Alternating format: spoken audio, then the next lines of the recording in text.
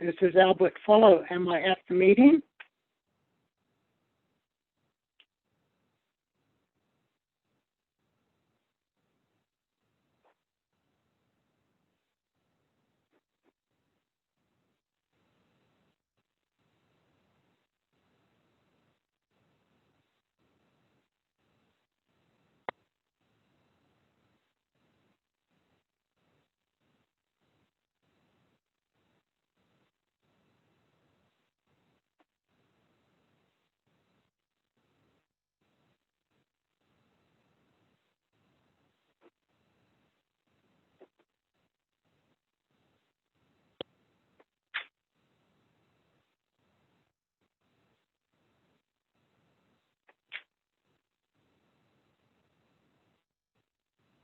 This is Albert Fuller. Am I at the meeting?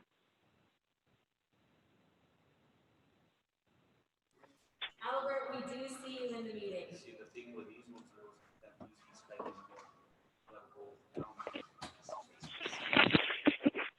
Are you going to sit there? Yeah, because I'm going to sit there. Albert, we can see you and hear you.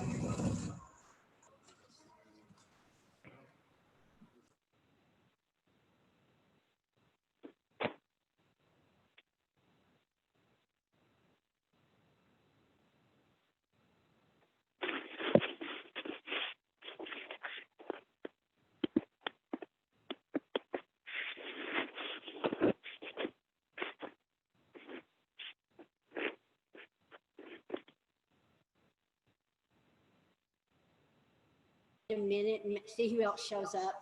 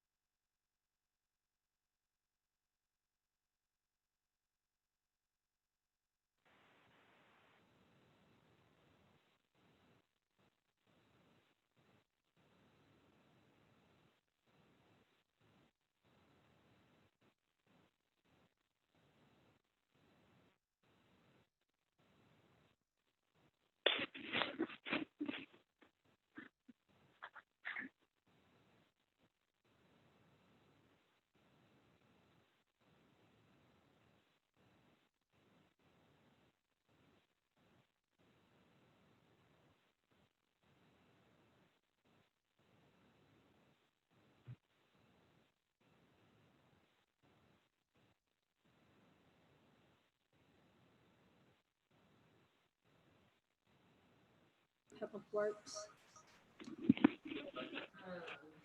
Oh, who's on? Let's see. Let me see. I need to get you there. Steve is the chair. See Steve logged in. I mean, up here. You want me to call him quick? You want your video on? There we go. So All right. Steve Perry is the chair of Public Works, and he's just getting the information, so he's I going to see, be I like. see Steve now. Okay, just a second.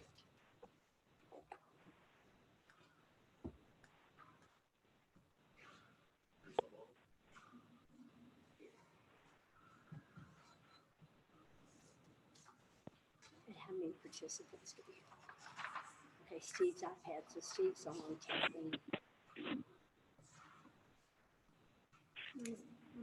We don't have to have a quorum of Public Works. No, So, and the only one that, the only council that you don't have is police. okay. All right, let's go ahead and call this meeting to order. Are we ready, Sybil? Yeah, the microphone and the video are both on. Okay, roll call. Mayor Linda Calhoun, Here. Counselor Steve Cherry, He's muted. I have it, let me, there's a Steve on here, let me see. Here. Counselor George Wondell, Here. Counselor Sloan Covington, Here. and Counselor Dan Foley, absent. Okay, so the purpose of this meeting is consideration and approval of the design for New Mexico State Road 38, the sidewalk replacement. So I'm going to turn this over to Tappan with Dennis Engineering to give us some updates. Oh, yes, let me change the screen share.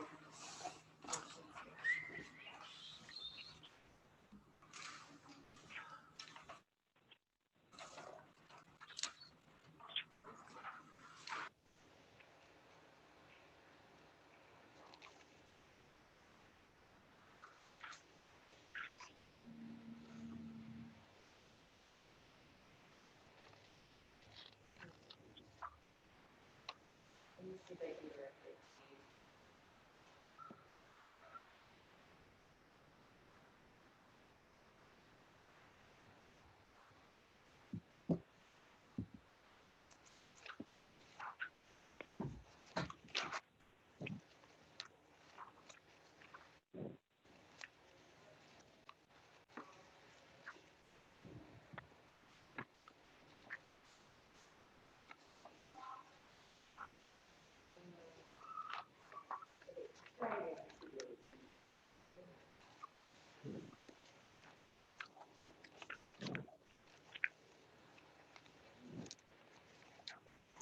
All right, thank you, Mayor and Council, and those in attendance. So, our cover is going to be very similar to the last presentation. We just have a new date, and the second page that's in the presentation is a recap of the project scope, which is the sidewalk replacement project along State Road 38 for both sides, where the existing sidewalk extends east of or near Jayhawk Trail to the east, and then just west or near Caribou Trail to the west. From the last meeting, some of the decisions and items we talked about were replacing the entire curb and gutter along Main Street. We're looking at the type 3A drive transition, so that the sidewalk would be in line with the back of the curb and wouldn't be offset, so that the transition to driveways and so forth, it would be through an apron that is behind the sidewalk. Some of the things we'd like to discuss regarding the sidewalk, and then even the curb extensions, which is one of the bigger items.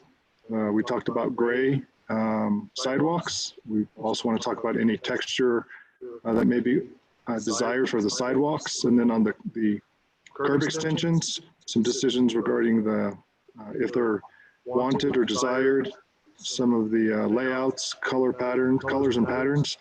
This picture shows some examples of, again, of the curb extensions where you have the corners with a little more room at the intersections for bringing the pedestrians out into the traveled roadway, or before they get to the traveled roadway. And I have some other images I'd like to review, kind of give you some, hopefully some perspective on how those will work.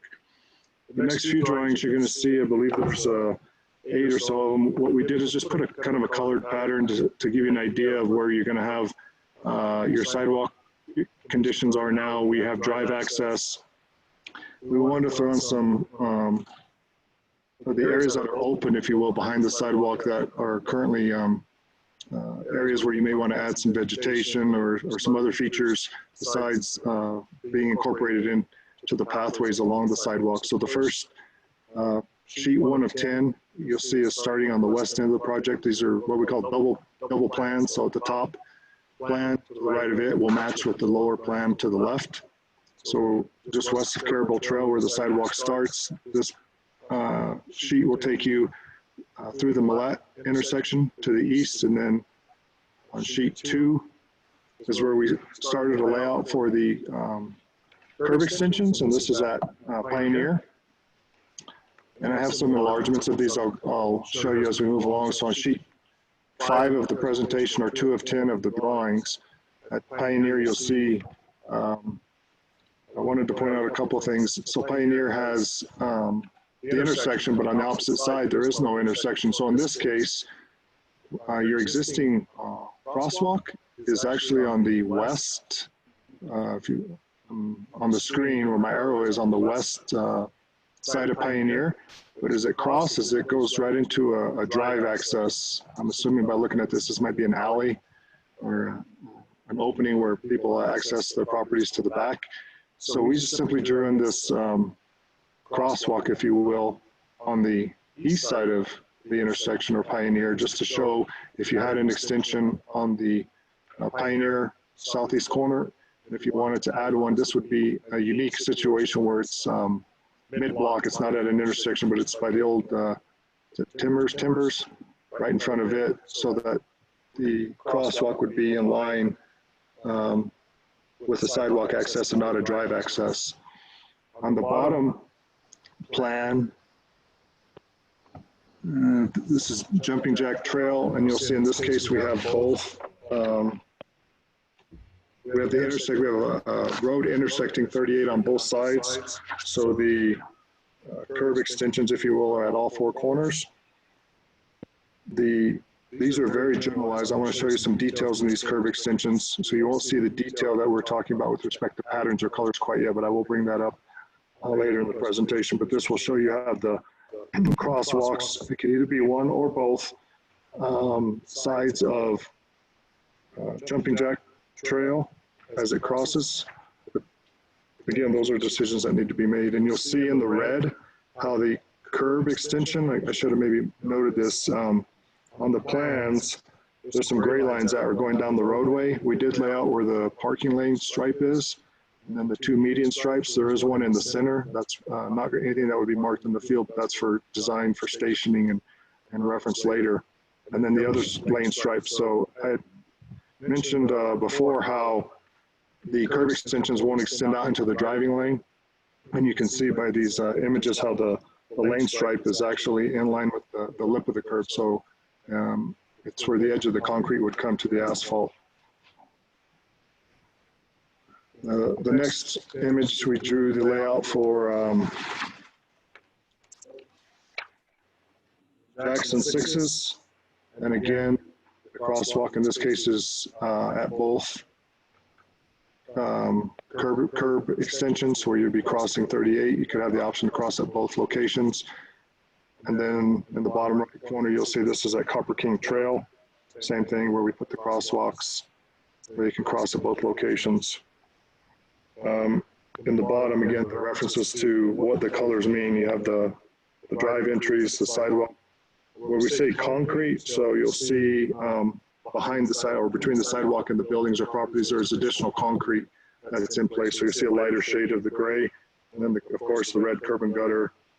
Blue is where we have identified, and this will be finalized, through the design, but existing paved driveways. So there'll be a transition because we will be tearing out the curb and gutter and the drive access as we'll have to transition back the existing asphalt, and then again green potential areas that they want to incorporate additional landscaping.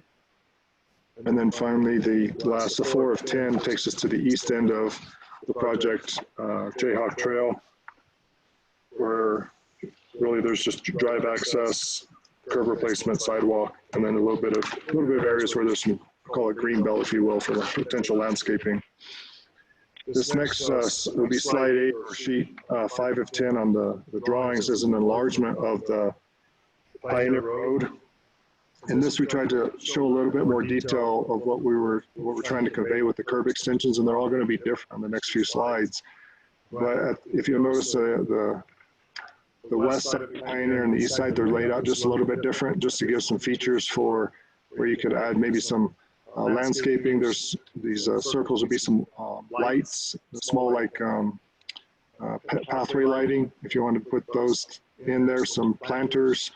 But then you'll see how the crosswalks, as you enter those are where they can be potentially colored and or patterned. So as you're walking the sidewalk, you get to those locations, they could be of a texture and or a different shade or color at the intersections. The next slide, or sheet 6 of 10 on the drawing set, This one has a little bit different layout, and what you'll see in this in the legend. So at the north side of the intersection, so it'll be the northwest and northeast, those are actually 2-scale benches. So if you have the crosswalks, you have a location where at those intersections, if you want to put planters or benches. And then in the south side, on the west side and the east side, there's different layouts for if it's at grade or level planters, or on the east side, it's actually raised. So what we tried to convey here, both at the crosswalk, and I'm pointing with my mouse, it's kind of hard to explain, but with the mouse at the crosswalk here, and then on all 3 of these locations, these could actually be raised beds. So they'd be poured with concrete or other items that you can raise these so that the vegetation sticks up a little bit higher. And again, just different options. Maybe that was, let me go back to that one. On that same slide, this is again at Jackson 6's on the southeast corner. This, on the southeast corner, this arch that you see here, it's very hard to see in this sort of plan, but this is actually set up where this is a bench seating. So this could be set up with a concrete or other type of material that could be used at, right in front of the planters, so that the vegetation could be planted right behind it. These dashed lines again are where we've laid out the right of way. So you'll see there's some limitations for room, and maybe some items we can look at different locations. Where on the southwest side, you'll see that's the park, that's your property anyway, that could be expanded if you wanted to add some other features for landscaping. But the one on the southeast has a little bench, showing a benched area where they could see, and then planters or vegetation right behind it. Slide 10 or sheet 7 of 10 is a little bit different layout. And as we toggle back through these, you'll see we just did some different scenarios with the color or textured approaches. So this one happens to be a Jumping Jack Trail, the northeast corner. You'll see there's an arch where the access ramps would interface with the sidewalk. Some of them are diagonal, some of them don't have anything. It's just colored concrete or textured concrete at the ramps.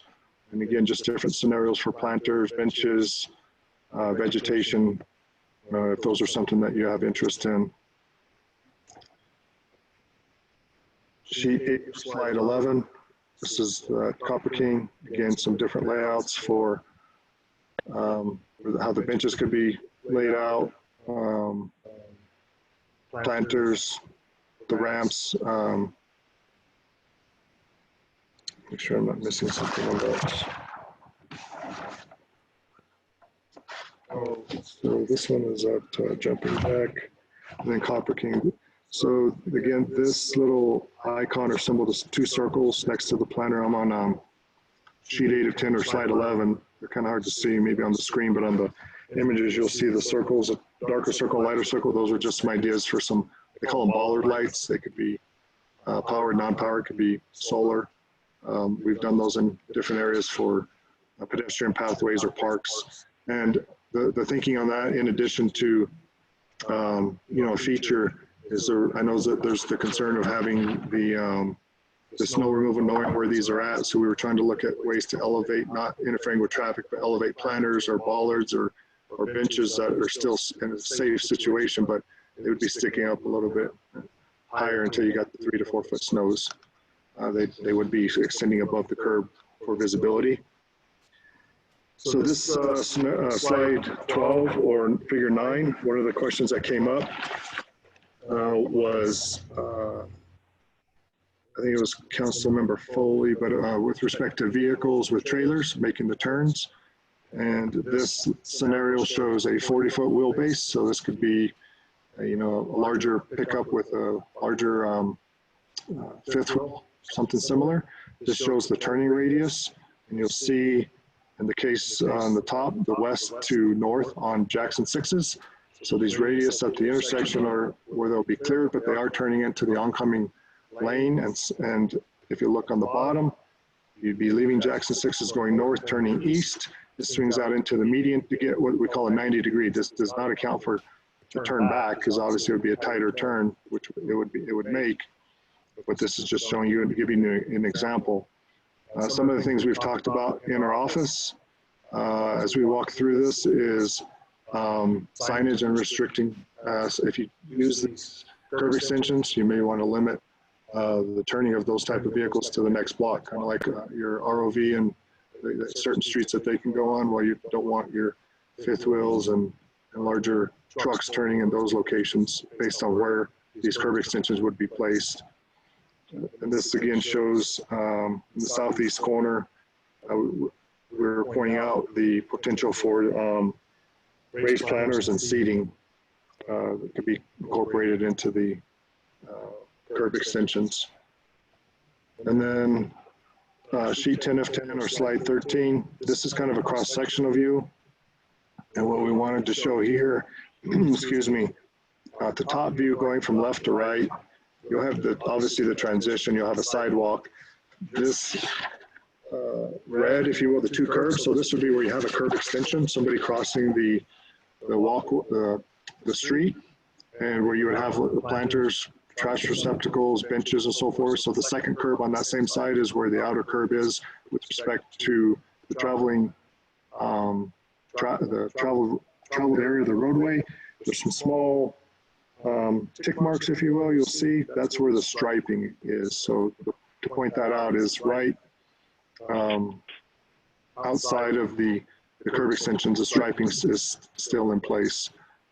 The bottom one has a little more information, but this shows if there's parking on both sides, and then you'll see on to the right there's a pedestrian. They're not cut off. That would be standing where the vehicle would be parked, and it shows as they enter the roadway how far an additional distance they can come out to see the oncoming traffic is what we're trying to convey there. So the SUV traveling away from us in the bottom right, on the right-hand side, with the car parked, that pedestrian can then walk out and see a little bit further before they enter the traveled roadway and vehicles.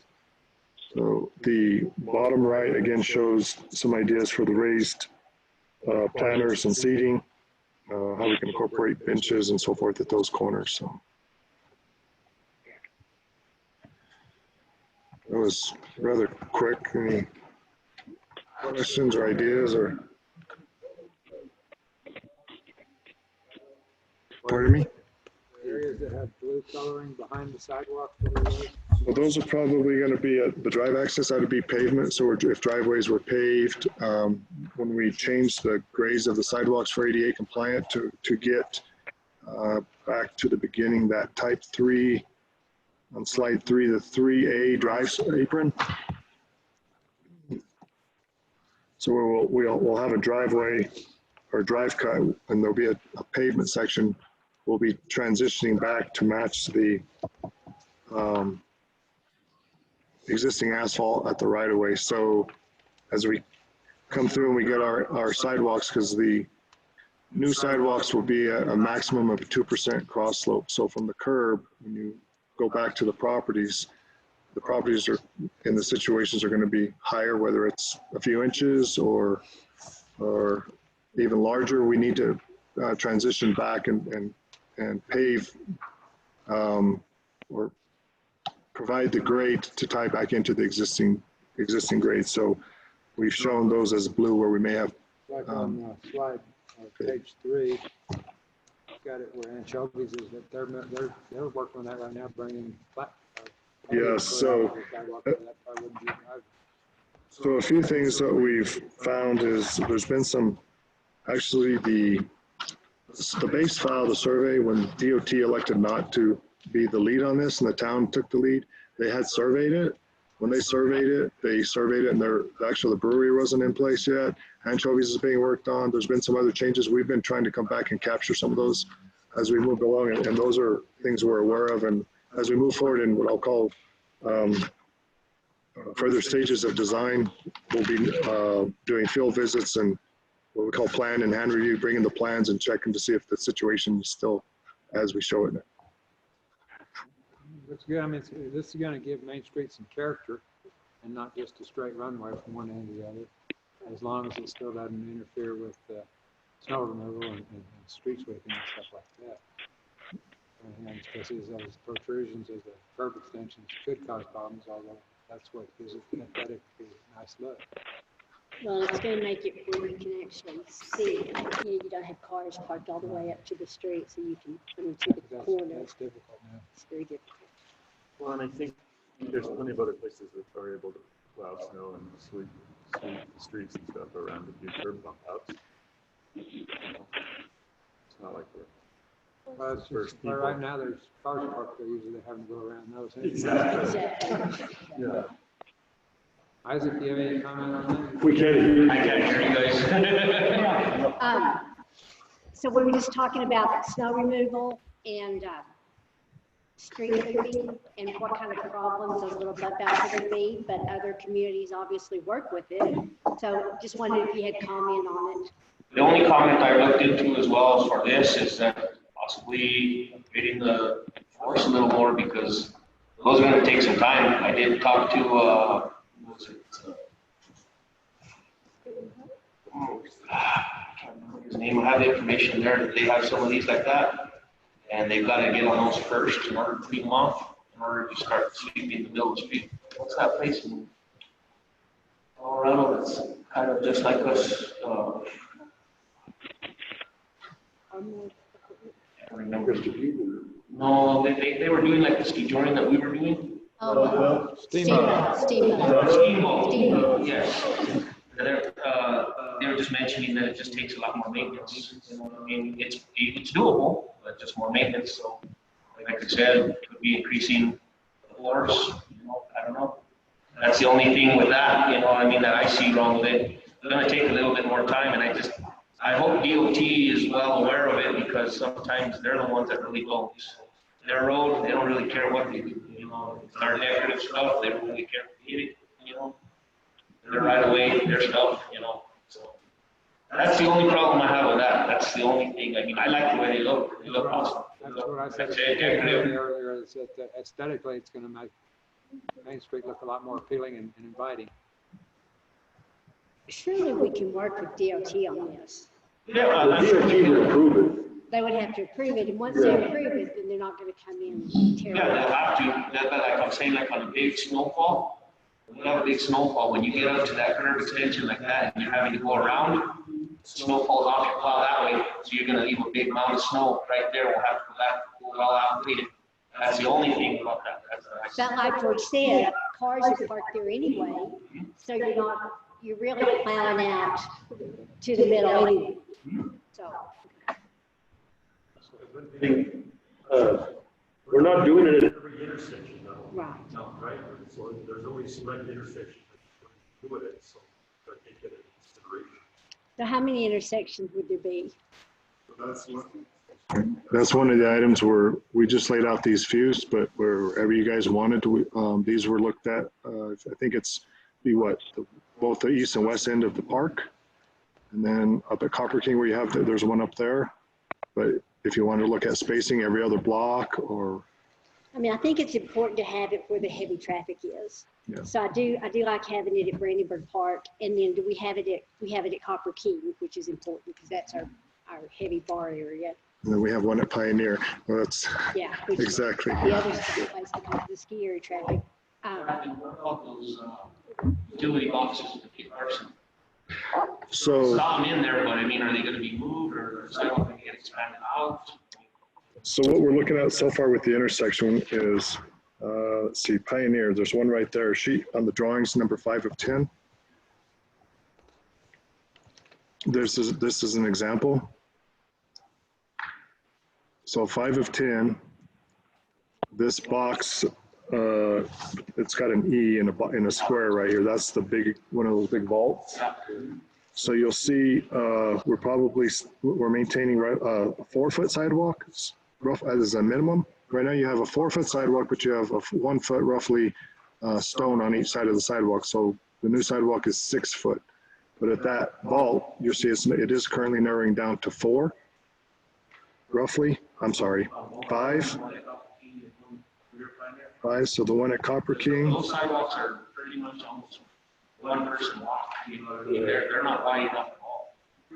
So the one right now you'll see at on sheet 8 is Copper King. Again, the electric box. In both situations, you'll see where they have they're vaults, if you will, right on the right of way pretty much, and then they're built inward towards the highway. And again, in this situation, getting ahead of myself, the vault is a little closer to the corner, so by the time we do this curb extension, it actually opens it up a little bit more. The mouse right here, so this starts to open up. At the last meeting, we talked about whether it would be feasible to lower those vaults to curb level or to sidewalk level rather than having them sticking up 3 feet. Right, and that's still dialogue. If we get what I call it the layout, if we want to look at these curb extensions, we need to start the dialogue with Kit Carson, talk about feasibility. Lowered, that would really solve the problem. Look at the, we are looking, as long as I'm sorry, jumping ahead of myself. Minimum width for ADA is 48 inches. I believe we'll have that. When you're used to a 6-foot sidewalk and then you come down to those 4, it's a little deceiving and it does crunch things in. So obviously looking at putting those at grade level to get them down out of the way completely, but then also maximizing the space we have, at least 48 inches for our ADA. And our thoughts are also to try to bring in some of the features for, I don't want to say hiding them, but seating or vegetation or things that we could put around those. Yeah, yes. The only thing I see on these ones right now, way now, low south, you're gonna have a little bit of issues with private snow plowers that are gonna push it right to the corner right there. That's the only other thing that I see with that.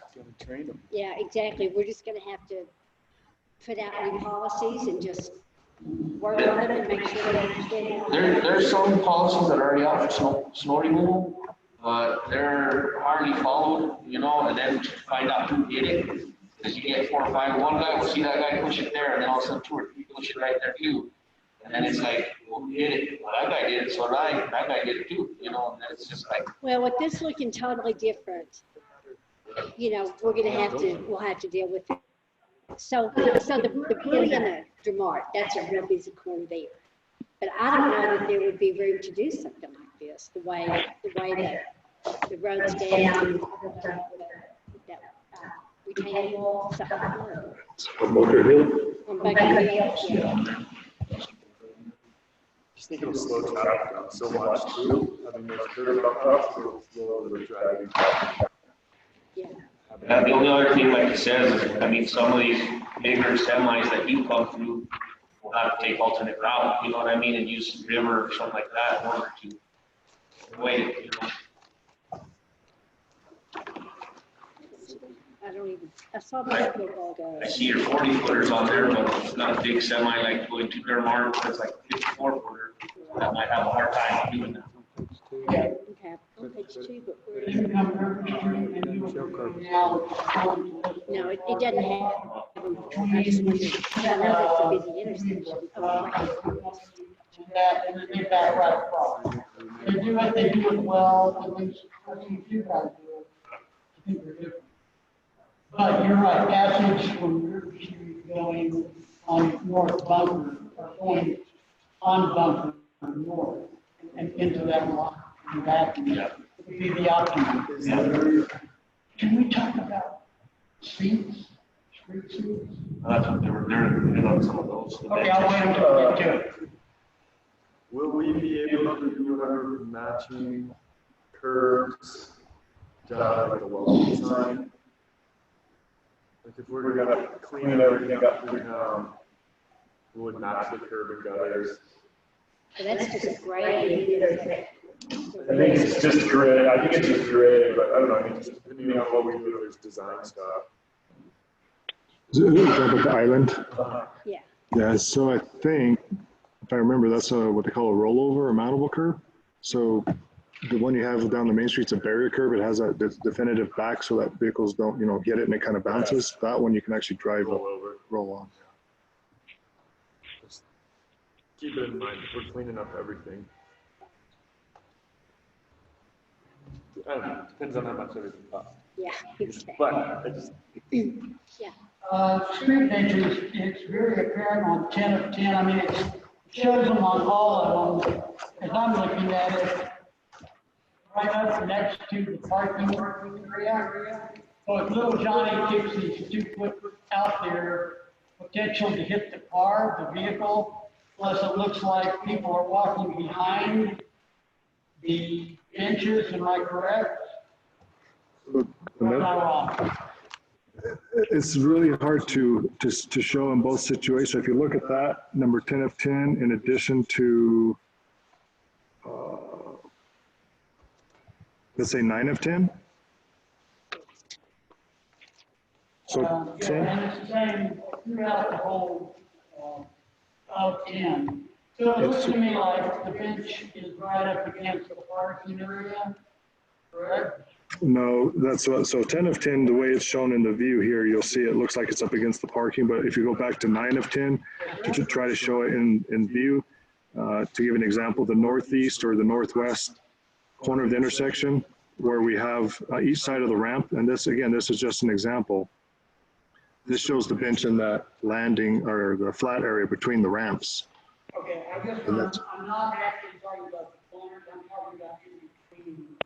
Maybe that's where my fall down is, I didn't. Think all the in between ones, all the just curves out on the corners are back behind the sidewalk. That's correct. Yes. So everything's So- back behind the sidewalk, Yeah. nothing is really as. I think what you're seeing on that picture is just on the corner bump house. Okay. Where that bench would be, but then there's still curb ahead of it.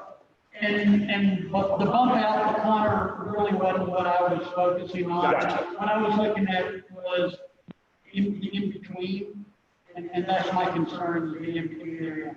If it's up against the parking area, and you've got people walking behind you, human nature is to, look behind you and all that. If we take those, it's nothing, this is still development, right?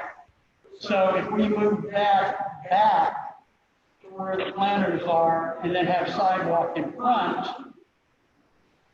then two things can happen. Little Johnny decides to jump up and take a couple of steps. Mom's got a chance to corral him and grab him before he actually is in the parking area or in the street area. And now, is that great look, is that the drain inlets? Not Well, mentioned? part of what that is in that section right there, if you take the bench out or the planters right there, Yep. it gives a direction for walking diagonal across the street. Or somebody that's with ADA or somebody that's blind walking. So that's why you have definitive, you have it spread out going both directions. And then you have something in the middle that's going to deter the walking. I made a mistake on. I'm not really talking about the bump out area, Russell. I'm talking about along the street itself. And if I'm reading it wrong, then okay, but I'm thinking that looks to me like it's right up against the parking space. But is that's That's what I'm looking at. that's why I'm wondering. I'm not concerned about that. That's the drainage. Oh, that's drainage. There we go. Yeah, those are drain inlets, aren't they? That's what I was thinking. Yeah. So then there are no in between. Thanks for the clarification. It's the existing benches that are in place on Main Street. They're behind the sidewalk. Right, gotcha. Okay, thank you. Okay, so we need to decide if we're happy with the bud outs as presented, correct? Do we want, and then we need to decide if we need to talk about decorative sidewalks or at the bud outs, or, I mean, because I love what George has, where it looks like it's wood. So could we do that just at the bud outs, or could we do that at the entire sidewalk? I guess it'd just be more expensive, wouldn't it? Correct.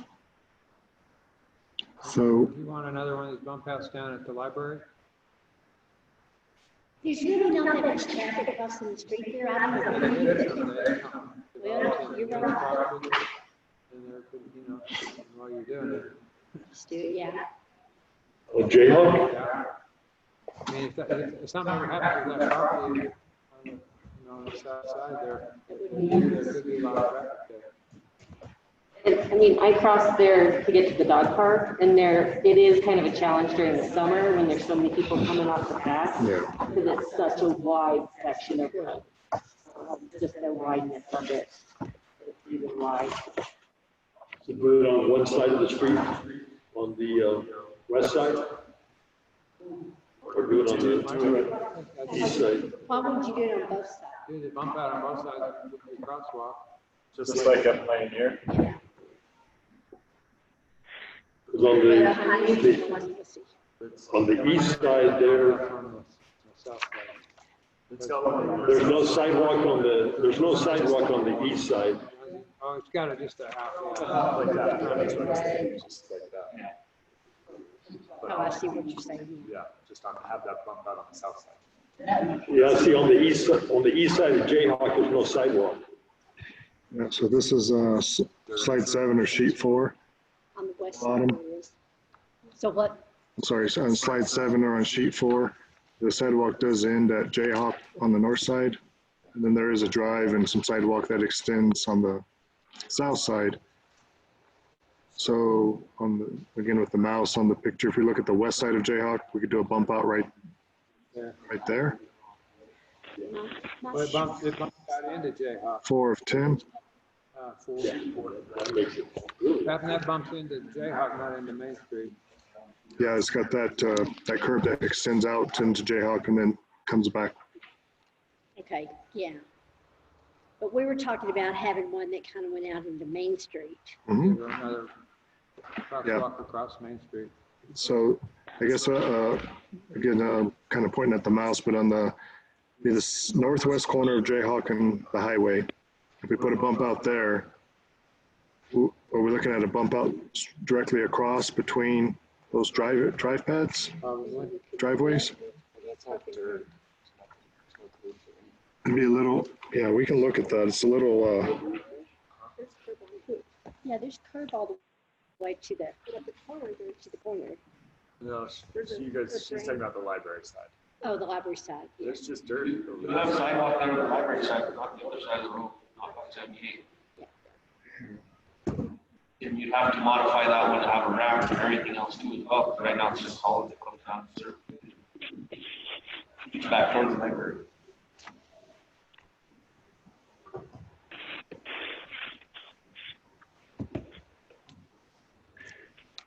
so we'll certainly come up with a scenario. We're looking at, would be all 4 corners. It would almost need to be, wouldn't it? Okay. Don't you think it would need to be all 4 corners? How are you gonna get that? Well, or would it be 3 corners? The curb so close to the building is dirt all the way out to the road for a while. Oh, yeah. Yeah, that's a long way. It is. Yeah, The that's, way the line is, I just don't know that we could do But it. if you could do it on the west side of Jayhawk, Across to. Which is existing.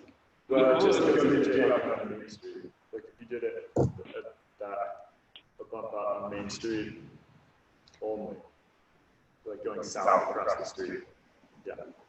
A few years ago, David Smith worked with DOT to get extra crosswalks put in. And we painted this year. And Golden Treasure, Jayhawk were not part of them. They said there was not enough foot traffic in order to go there. So we eliminated those, is what we did. And then might not approve it. we have to really look at that too, because, on Stan's side right there, he's got his driveways. There's, 2 driveways right there. Yeah.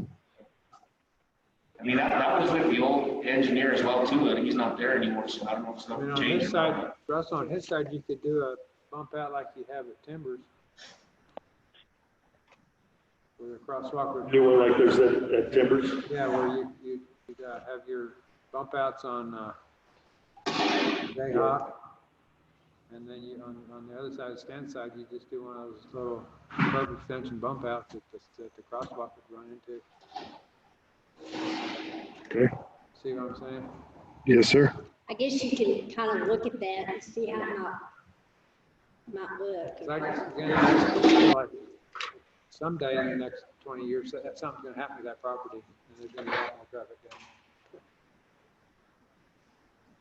And then you don't have to go back and redo it. Are you talking for Stan's property, or are you talking for the? The Moose's problem. I think, well, Stan's is eventually gonna sell, and probably tear it down, do something different, and then the Moose's. I think what we gotta keep in mind, if the Boots property ever sells, we'll be doing more sidewalk probably along that whole stretch of highway right there. So that may be a whole entire different project. Maybe we just do nothing down there. So we need to take that into consideration. They're not gonna approve a crosswalk. Would you be okay with just maybe waiting on that and then when we start to develop that area, we go ahead and tie it in? Maybe our staff can look at it and see what it See would take. what it would take, So we're looking at the see how much more money it would cost us and what it would take. The three back then that weren't approved was Jayhawk, Golden Treasure, and Caravel. Those are the three that DOT said they don't need crosswalks. The rest of them, yes, and then they gave us a preference for west or east side. Matter. But could we do both or no?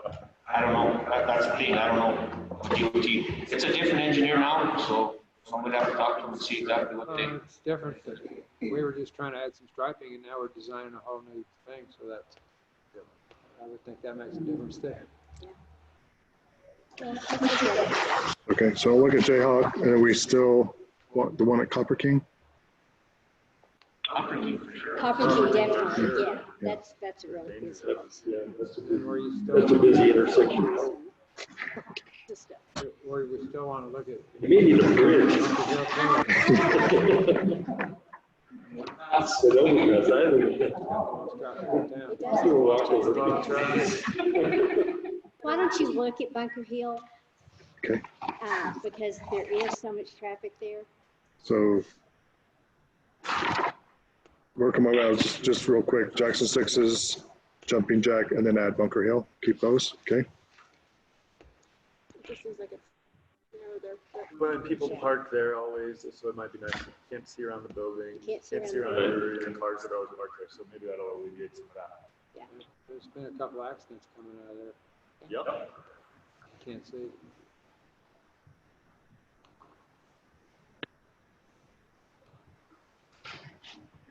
And we have the Pioneer. Yes, Yep. definitely.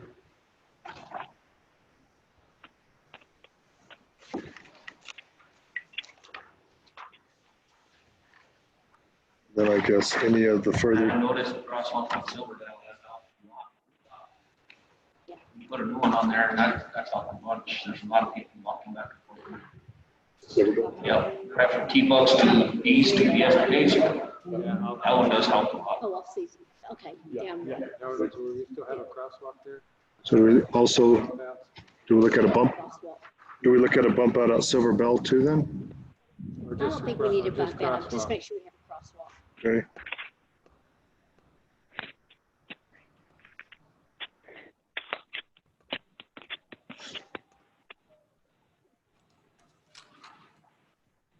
Yeah, because Silverville, it's not real crowded with parking right there on the intersection.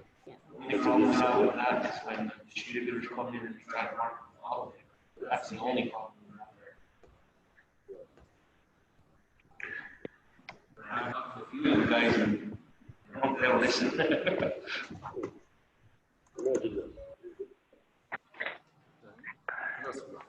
Okay, so then we need to talk about decorative. Talk to Catherine, maybe pass around the Yeah, pictures or whatever. if you want to pass around Julie's pictures. I really like that wood look. Or just at the bump outs, I guess, don't you think? I think just the bump tops. Just at the bump outs. Because any other time you're gonna have to replace or repair the sidewalk, it's never gonna match. I agree. Bump Gotta tops. match and there's gonna be a lot more sheds. Yeah, And I just wonder, I mean, I'm sure there's flat enough for like a hazard, but if there's a little hole that water can sit in, a little low spot, and freeze and unfreeze. well, it's just stamped, isn't it? Right. Just even a little, I don't know. The only problem, like you mentioned like that, is also the salt from DOT. Yeah. That stays on the sidewalk and starts eating it away quick. We gotta do that.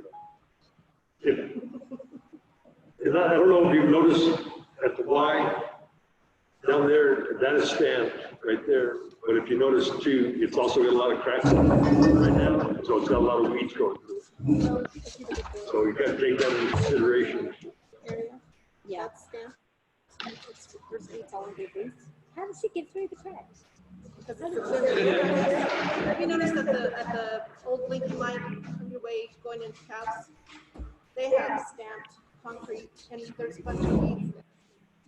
I don't know if you've noticed that. Can you not put down something under it? It's just a regular sidewalk, just gets stamped. Yeah, so, thank you. So I don't know why, but. Because you can't grow grass anywhere, but you can grow weeds anywhere you want. Come on. I mean, I think we need something there at the bump outs to make it decorative, The wood's nice. and the wood does look nice. So I guess you can come up with something using that for the design. Texture and a coloring agent. Something that's not gonna go out of stock. Yeah. Oh. Please. Okay. So is there any other thing that needs to be considered in the design process? So the sidewalk is just finished gray, no texturing or coloring. Okay. Yeah, because we just don't want to have to try and match it. Like boulders, edge curves. Lines, some don't have lines. The ones that have lines, they require. Somebody hits it, it's just, I know the boulders are made to protect you, to help you, you know what I mean? I've seen some that are solid boulders, some that have lines inside them, you know. Yeah, so I do want to have further discussion once we get further in design. If you guys want raised planters, you want light bollards, you want trash receptacles or benches, how we would tie that in. But we don't need to decide that right now. No, I don't believe so. I really want to just get some of the biggest item is we do want the curb extensions, look at these locations. We'll look at the amenities to it during the next stages of design and go from there. Probably a public works question, but when it comes on the sidewalk, do you all use equipment of any kind to remove the snow? Tool cap, The- skid steer. okay.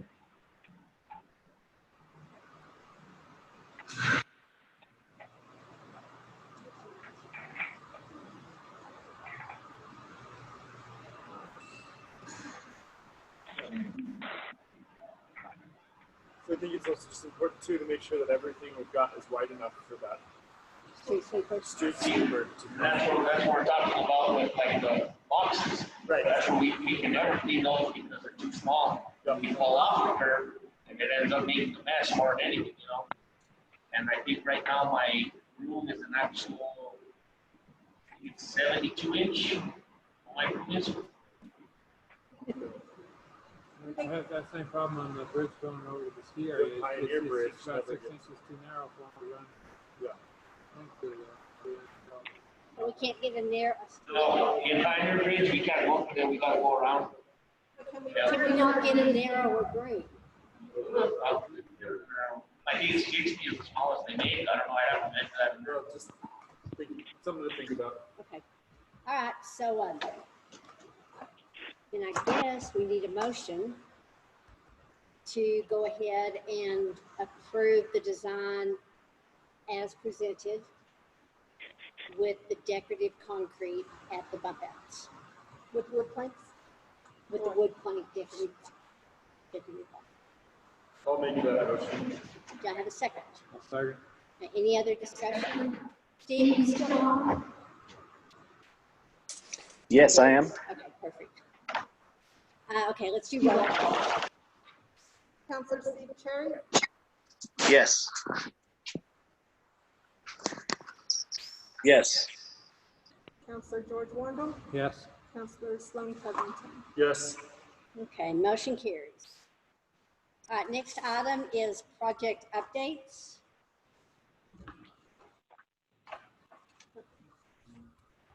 Project updates, just give an update on the two projects we got going. DNR tank, we're just gonna do it on rehab, they just mobilized this week and we did all their equipment.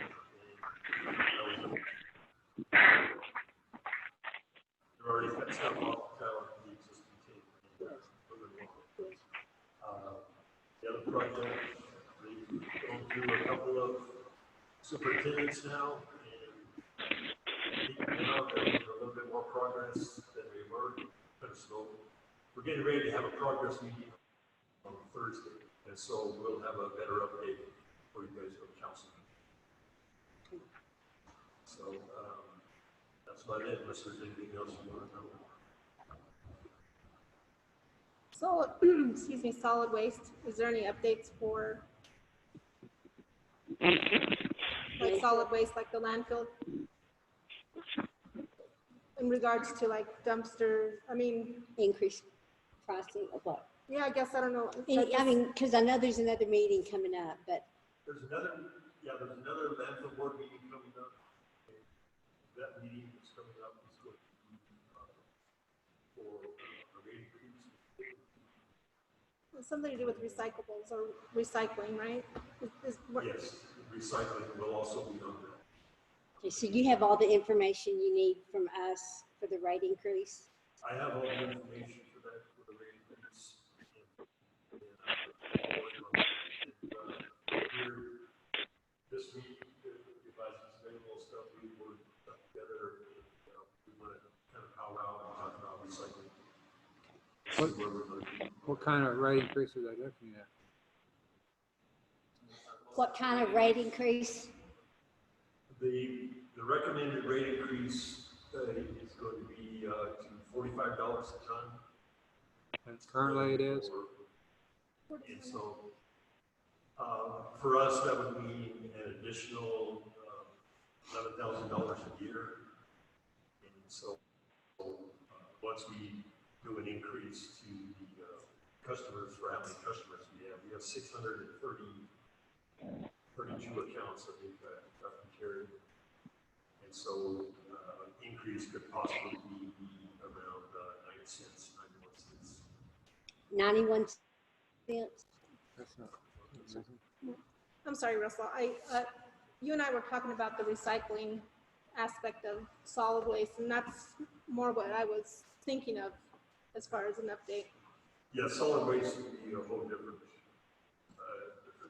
issue on that. And it's going to be voted on whether the landfill board wants to take it over. And that'll be the first thing that we talked about at the meeting, and then right under that, there'll be a motion to do a fee for recycling on that also. So, Just like me and Russell kind of discussed as well too, is if we do get a rate for recycling, we will have to set up a recycling plant here somewhere with manpower and gated and the whole 9 yards. Probably a big shed to put our stuff in there, because if it gets wet, they won't take it. And then we'll just throw it in the landfill anyway. So it's a big process. You know, a lot of people aren't educated enough, even if they are, they're lazy or just don't know one or the other. It's been a nightmare since we had it, you know, and our day was going good, but they got real picky about the cardboard. And once again, they got people dumping trash inside our cardboard, so the plant would get pissed off at us and make us clean it. But that would take out of the guy's time to sit there, pull out bags, and then if the cardboard had like food residue or anything like that in it, they deny the whole thing. They tell us they scoop it up and put it back in, and tell us they can do that. So, yeah, that's because this Public Works Recycling is this department, so. Okay, anything else? No? Anybody in the audience have anything? Your Zoom? Any comments? How many do we have on Zoom? We have 8 on Zoom, so that is folks in this room. Oh. We have 3 folks at home. Okay, all right, well, if there's no other business, we'll be adjourned. Thank you, guys. Thanks, everybody.